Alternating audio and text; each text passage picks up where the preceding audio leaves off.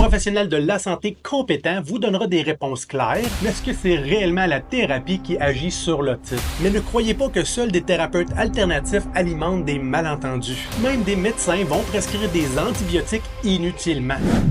Imaginez ceci, votre enfant souffre d'une otite. Il pleure, il est inconsolable et les nuits sans sommeil commencent à s'accumuler. Vous avez peut-être déjà entendu un ami ou un membre de votre famille vous dire « Tu devrais aller consulter un ostéopathe, mon ami, ça a beaucoup aidé mon enfant. Mon chiropraticien a fait des merveilles avec mon fils. » Ces témoignages sont convaincants, mais ça soulève une question essentielle. Est-ce que ces pratiques fonctionnent vraiment? Dans cette vidéo, on va explorer cette fascination pour des solutions alternatives aux otites, pourquoi elles semblent séduisantes, mais surtout qu'est-ce que la science en pense. Mais avant d'aller plus loin, mettons les choses en contexte.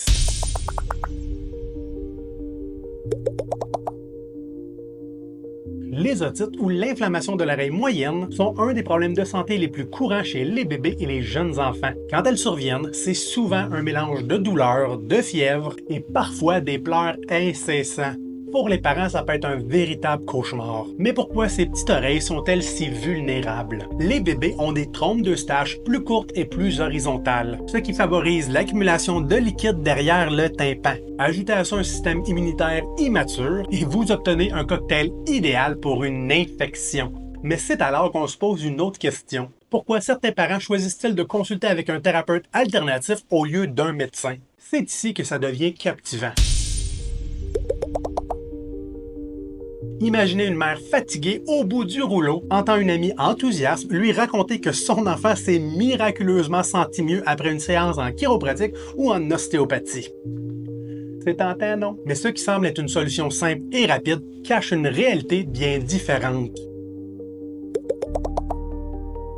Saviez-vous que dans la majorité des cas, les otites se traitent naturellement, sans intervention, sans traitement, à l'intérieur de quelques semaines, voire quelques mois? Et c'est là que la confusion commence. Si un patient consulte avec un thérapeute alternatif, au moment où l'otite est déjà en train de se résoudre, il est facile de croire que la thérapie a fait le travail. Pourtant, la réalité est souvent tout autre. L'infection a simplement suivi son cours naturel.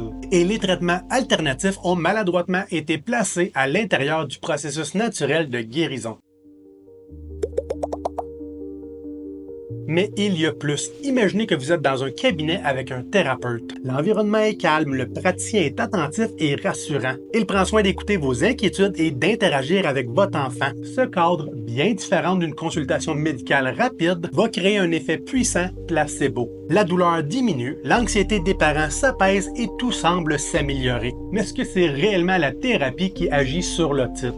La science jusqu'à présent n'a trouvé aucune preuve que ces pratiques ont un impact direct sur les infections de l'oreille. Des études ont été menées et les résultats sont clairs. Aucune thérapie alternative, qu'il s'agisse d'une manipulation, d'un ajustement chiropratique, de l'acupuncture, des mobilisations, le travail des tissus, name it, n'a démontré une efficacité significative. Les recommandations gouvernementales médicales recommandent plutôt d'avoir une approche plus simple. Des antidouleurs pour apaiser l'enfant, une surveillance attentive de l'évolution, et dans certains cas, des antibiotiques si la cause est réellement une bactérie. Mais ne croyez pas que seuls des thérapeutes alternatifs alimentent des malentendus. Même des médecins vont prescrire des antibiotiques inutilement, souvent par souci maladroit de vouloir répondre aux attentes des patients. Pourtant, dans le cas des otites virales ou à travers une évaluation incertaine, certains médecins vont quand même prescrire des antibiotiques juste pour rassurer les patients sans donner aucun consentement éclairé sur leur évaluation, sur leurs résultats.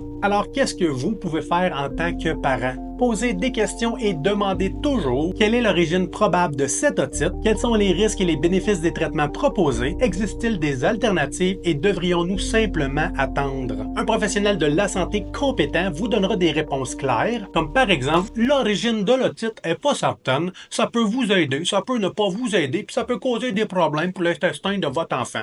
Qu'est-ce que vous voulez faire avec ça? On vous les donne ou on vous les donne pas? La décision vous revient. Une réponse claire, des options et laisser le patient faire un choix éclairé. Enfin, il est crucial de briser le mythe selon lequel les traitements alternatifs seraient bénéfiques pour guérir les otites. Ça ne signifie pas que ces thérapies sont utiles dans d'autres contextes. Si votre enfant souffre de tension musculaire après une infection, consulter un thérapeute pourrait être totalement bénéfique. Mais pour traiter l'otite elle-même, la médecine et une pratique basée sur les meilleures évidences scientifiques reste la meilleure option. Mais encore plus important, si jamais vous avez un médecin, un thérapeute qui essaie de vous enfoncer ses propres valeurs thérapeutiques sans aucun consentement éclairé, il faut absolument vous abonner et cliquer sur la petite cloche pour être avisé de toutes mes capsules dans le futur. Partagez-moi votre histoire, vos commentaires, vos suggestions ou simplement si vous avez encore des questions.